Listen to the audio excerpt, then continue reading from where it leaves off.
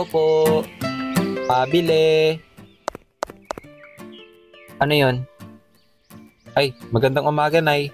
Huh? Anong Nay? Hanap ka doon ng nanay mo, ha? Di ako nanay mo. Ang bad mood si nanay, ah. Pabili po.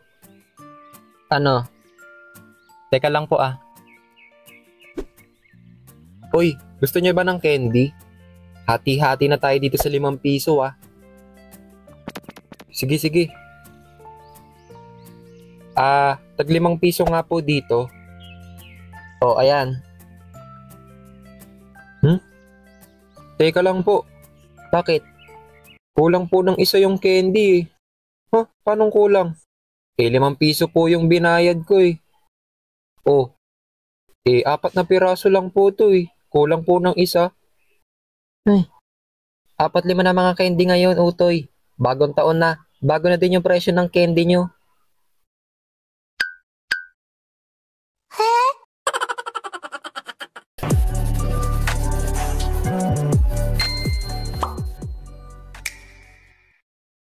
Hello, Merry New Year. Balita ko, boss. Bumili ka pa rin ng paputok kahit pinagbabawal na yun, ah. Ang tigas talaga ng bungo mo, ah. Oh, ako lang daw, sabul. Meron ako nakita. Ngayong unang buwan ng 2025, pag-uusapan natin ang mga iba't ibang klase ng mga candy dito sa Pinas na nakain ko na. Pero bago tayo magsimula, gusto ko muna mag-disclaimer na lahat ng candy na babanggitin ko sa videong to hindi sponsored. Okay. Pero, baka lang naman.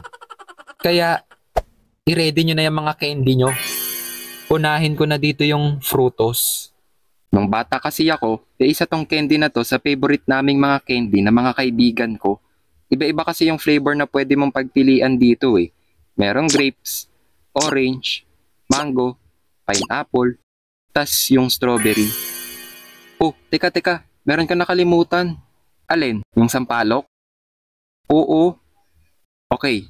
Yung flavor kasi na tinutukoy ko, yun lang yung mga flavor na meron dito sa wrapper na to.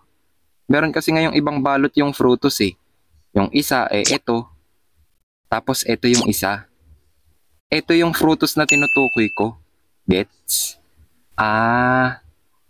Balik tayo sa kwento. So yun na nga, sa Frutos ko din unang naranasan, yung parang na-scam ako. Oh, ayan yung Frutos mo. Salamat, Kasi, nung pagbukas ko ng Frutos,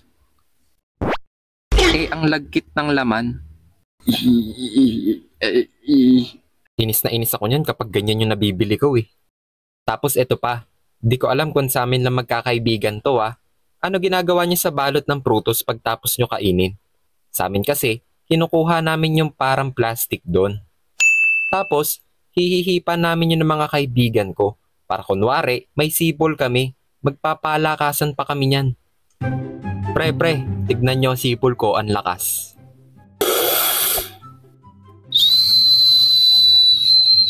Woo! Galing-galing. Grabe, ang lakas. Sus, wala yun sa sipol ko. Tingnan mo.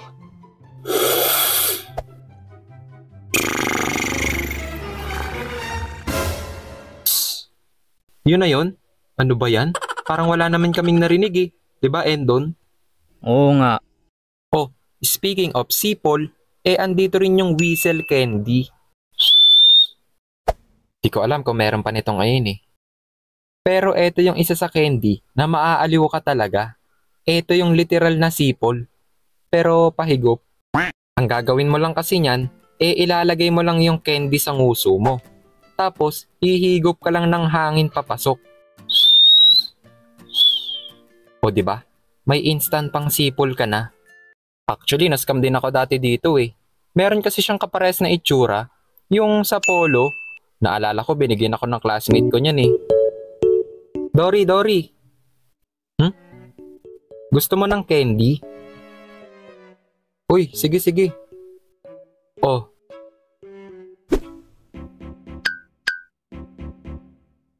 Uy, teka.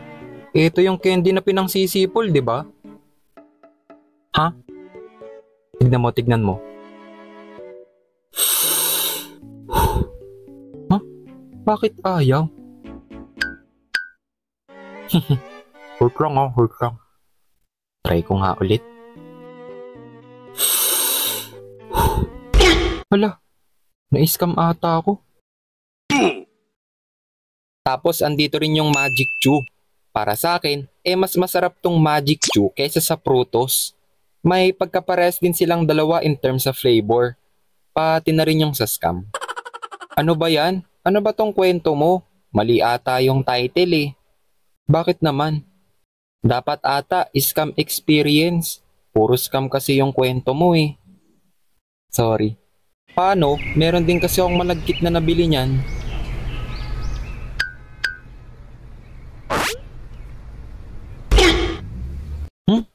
Ano ba yan? Wala kang pinagkaiba kay Prutos eh. Akala ko ikaw na yung the only one na hinahanap ko. Mission failed. We'll get 'em next time. Tapos, andito rin yung Dudo. Dudo? Dodo? Di ko alam base sa candy na to eh. Basta ito yung parang pacifier ng bata. Pero candy siya. Masarap din tong candy na to eh. Kaso, ang weird niyang tignan kapag kinakain. Para kang si Damulag.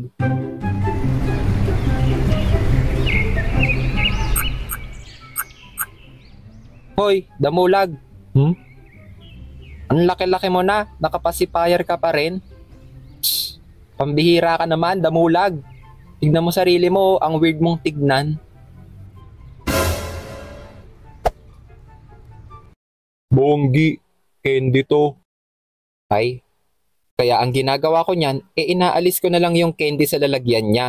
Tapos, isusuot ko sa daliri ko yung pacifier. Yeah! At hindi rin pwede mawala yung pambansang lipstick ng mga bata. Ang pintura candy.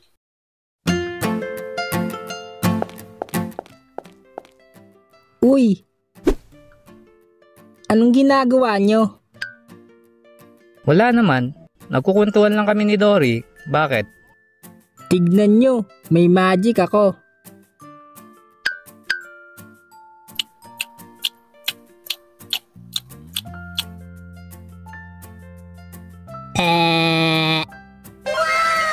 Uy, ang galing. Paano mo ginawa yon? Eto oh, pintura candy. Wow, grabe, Jaypan, ang galing naman ng candy na yan. Parang may magic, pengi naman kami niyan. Oo nga, pengi kami niyan. Kapares din nito yung candy na Yaki. Ang candy na nagpakilig sa akin nung bata ako. 君の虜になってしまえばきっとこの夏は充実するのもっと Hoy! Lagkit ng tingin mo kay ate ha? Ha? Anong kay ate? Sa ibon ako nakatingin, hoy. Sus, kunwari ka pa eh. O siya, tikman mo na lang tong candy na to. Ano yan? Basta tikman mo, ka na magtanong, walang lason yan.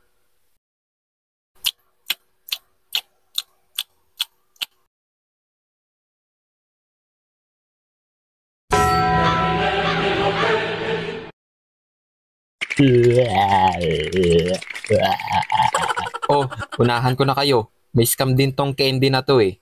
Meron kasi akong nakain neto na hindi maasim. Yung parang aftertaste agad yung nalasahan ko.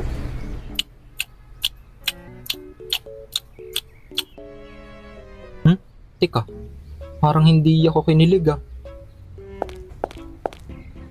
Tete, Oh, bakit?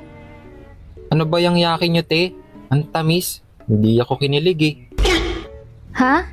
Nakakakilig ba yung Yaki? Oo te, maasim yung yaki eh, di ba? Oh, bakit yan? Hindi ba maasim yan? Hindi eh, ang tamis eh. Fatality. At ang last na candy para sa ating part 1 ang di ko makakalimutan na rare na candy. Wow, may pa-rare. Ano yan? Di ang ice candy. Ha? Paano naging rare yan? Paano? iilang tindahan lang nagbebenta nito. Naalala ko nga din noon, nung wala kaming mabilhan ng ice candy ng mga kaibigan ko, sinubukan na din namin gumawa. Dory, Oh, wala na daw stock si ate ng ice candy eh. hala, paano yan? Ang init pa naman ngayon, no? Ganito na lang. Di ba may rep kayo sa bahay, Dory? Oo, Gawa na lang tayong sariling ice candy. oo nga, no? So, nung sinubukan na namin, chinek muna namin syempre kung meron kaming plastic ng ice candy. Pero nung chinek namin, yung plastic lang ng pangyelo yung available. Hala, paano yan? Bakit? Ito lang yung plastic na meron kami. Ha! Okay na yan. Oo nga. The bigger the better, di ba? So yun na nga, kinuha at kinain na namin yung ice candy namin na mukhang yelo. Napapatanong din yung ibang tropa namin bakit daw ang laki ng ice candy namin eh. Uy, grabe. Ayos yung ice candy niya. Saan nyo nabili yan? Ito ba? Ginawa lang namin to. Gusto mo ba? Oo naman. 20 muna. Ha? Ang mahal naman ng ice candy mo, J-Ban. O kayo, ano yung candy experience nyo? Share nyo naman yan sa comment section para mabasa ko. Gawa natin ng part 2. At bago pala ang ating shoutout, gusto ko muna mag-thank you sa ating mga nakasama for today's video na si J-Ban o Banjay Animation, Kendo Gilo, Kababalaghan, Abi Animated at si Endon Animation.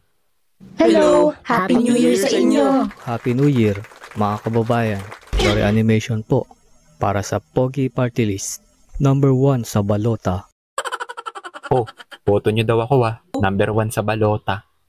Oh, so yun lang. Hintayin ko yung comment nyo Kita-kit sa susunod na kwento.